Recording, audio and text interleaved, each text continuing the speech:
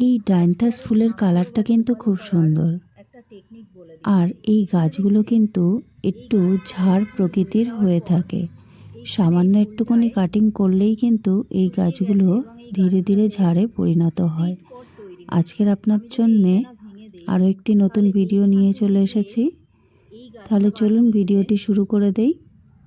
আমি মিমি, এবং আপনারা যারা এখনও আমার চ্যানেলটাকে সাবস্ক্রাইব করেননি তারা কিন্তু দ্রুত সাবস্ক্রাইব করে নিন এবং বেল আইকনটা প্রেস করে রাখবেন, যাতে আমি নতুন ভিডিও আপলোড করলেই তার নোটিফিকেশান আপনাদের কাছে পৌঁছে যায়। আজকে সমস্ত গাছের মধ্যে কীটনাশক ওষুধ দেব। তার জন্যে আমি একটা বালতির মধ্যে 5 লিটার জল নিয়েছি, এই ধরনের একটা স্প্রে নিয়েছি, আর একটা খালি বটল নিয়েছি, এটা 1 লিটারের বটল, আর কাকা কীটনাশক ঔষধটা নিয়েছি। আর এর গুণ আরও লং টাইম যাতে গাছ পায় তার জন্যে এই ট্রিগারটা আমি কিনেছি। আমাকে বলল এটা এক ধরনের স্টিকার, অর্থাৎ গাছের মধ্যে যে ওষুধই প্রয়োগ করবেন সেই ওষুধের গুণাগুণ লং টাইম পর্যন্ত গাছ পাবে। এখানে আমি কাকা ওষুধটা 2.5 ml নিয়ে জলে গুলে দিচ্ছি, আর এর সাথে 1 ml থেকে 1.5 ml স্টিকার দিয়ে আমি এই জলের মধ্যে গুলে দিচ্ছি। এই দুটো একসাথে ব্যবহার করলে বা যে কোনো কীটনাশক ওষুধ বা ফাঙ্গিসাইড বা নিম অয়েলের সাথে কিন্তু এই স্টিকারটা ব্যবহার করা যায়। এই স্টিকারটা ব্যবহার করলে আপনারা গাছের যে ওষুধটা প্রয়োগ করবেন সেই ওষুধটা লং টাইম স্টে করবে। স্টিকার শব্দের মধ্যেই কিন্তু জিনিসটা বলে দিচ্ছে, অর্থাৎ স্টিক করে রাখবে গাছের পাতা বা গাছের কাণ্ডের মধ্যে। এই ওষুধগুলো আরও বেশি সময়ের জন্য ধরে রাখে। আর এই সময় আপনারা দেখেছেন গাছের মধ্যে নানান ধরনের পোকা আসতে থাকে। আপনারা যখনই ওষুধ প্রয়োগ করবেন গাছে, তখন কিন্তু সন্ধেবেলা বা বিকেলবেলার টাইমে সূর্য ডুবে যাওয়ার পর আপনারা ওষুধগুলো প্রয়োগ করলে বেশি ভালো কাজ হয়। কিন্তু আমি যেহেতু সময় নেই, সেই জন্যে আমি সকালবেলার টাইমটাই কিন্তু আমি ওষুধ প্রয়োগ করি। এখানে দেখছেন গোলাপ গাছটাকে আমি খুব ভালোভাবে ধুয়ে দিচ্ছি। আর এই স্টিকার ব্যবহার করলে আপনাদের গাছের মধ্যে আরও একটি উপকার বা যে পরিবর্তনটা আপনারা লক্ষ্য করবেন, এর পাতাগুলো কিন্তু খুব চকচকে হয়ে যায়। এটি বেশ কয়েকবার ব্যবহার করতে করতে কিন্তু আপনি এই পরিবর্তনটা লক্ষ্য করবেন। আমি সমস্ত গাছগুলোকে খুব ভালো করে এই কীটনাশক দিয়ে স্প্রে করে দিচ্ছি, কারণ এই সময় ধীরে ধীরে কিন্তু কুয়াশা পড়তে থাকছে, আর কুয়াশা পড়লেই কিন্তু বাগানের মধ্যে নানান ধরনের পোকামাকড়ের উপদ্রব বেড়ে যাবে।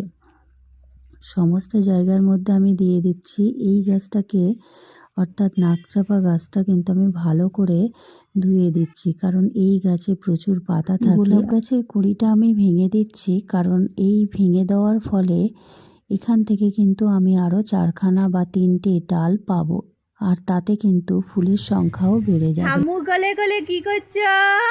বেউ বেউ করতে পেরেছো সকালবেলা? গুতুর গুতুর, ও গুতুর গুতুর।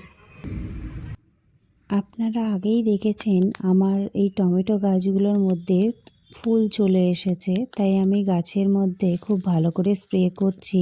আর লঙ্কা গাছগুলোর মধ্যেও কিন্তু পাতা কোঁকড়ানো শুরু হয়ে গেছে, তাই প্রথম থেকেই যদি আমি যত্ন না নিই তাহলে কিন্তু এই গাছের থেকে অন্যান্য গাছে ছড়িয়ে পড়বে। এবং একবার যদি লঙ্কা গাছেই পাতা কোঁকড়ানো রোগটা ধরা হয়ে যায় তাহলে কিন্তু ছাড়ানো খুব মুশকিল। বাগানের মধ্যে কিন্তু লেদা পোকারও উপদ্রব হয়েছে, তাই আমি কপি গাছগুলোকে ভালো করে স্প্রে করে দিচ্ছি। ও গুতুর গুতুর, কি করবে? তোমার জুতো কোথায়? জুতো কোথায় তোমার?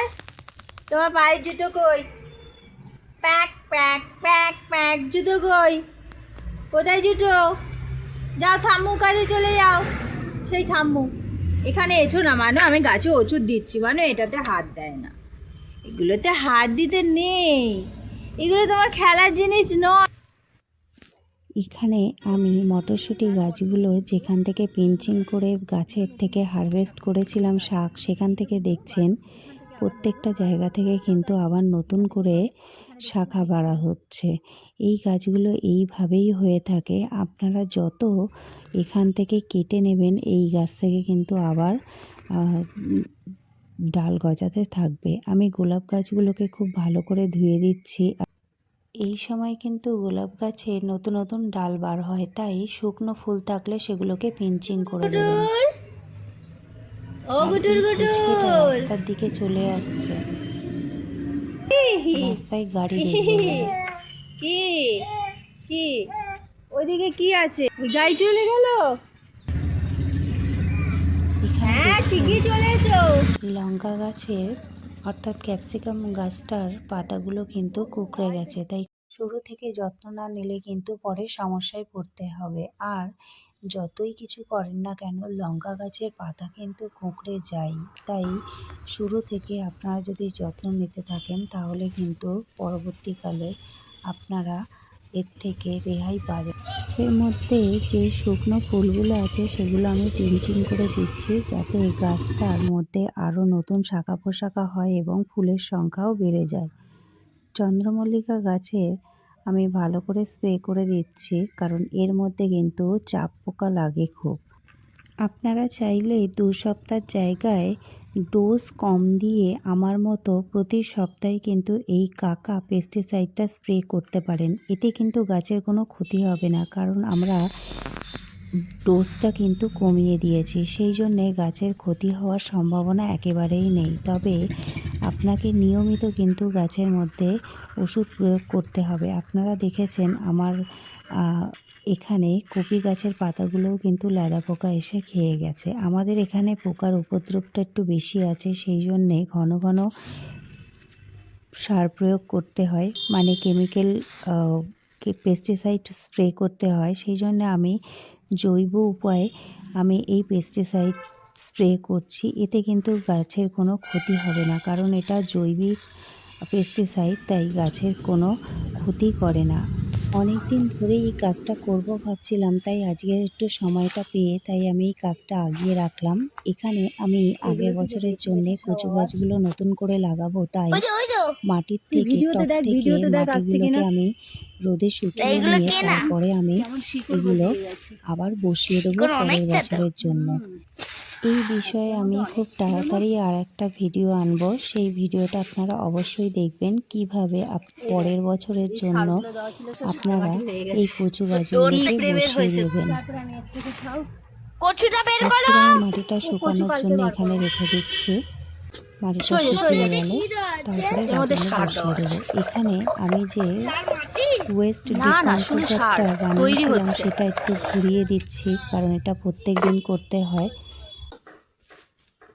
আজকের মা বলল কিছুটা শাক তুলে নেবে, তাই পালং শাকগুলো বড় বড় হয়েছে, তাই মা আর আমি মিলে ক্ষেত থেকে বেশ কিছুটা পালং শাক তুলে নিলাম। কালকের মা বলল রান্না করবে। শাকটাও বেশ ঘন হয়েছিল, তাই মা যেখানে বেশি হয়েছে সেখান থেকে কিছুটা করে তুলে নিচ্ছে। আজকের ভিডিওটা এই পর্যন্তই। ভিডিওটা ভালো লাগলে অবশ্যই লাইক, শেয়ার এবং সাবস্ক্রাইব করবেন। এক চুপড়ি ঠিক আছে। ক্ষেত তো পুরো খালিই হয়ে গেল।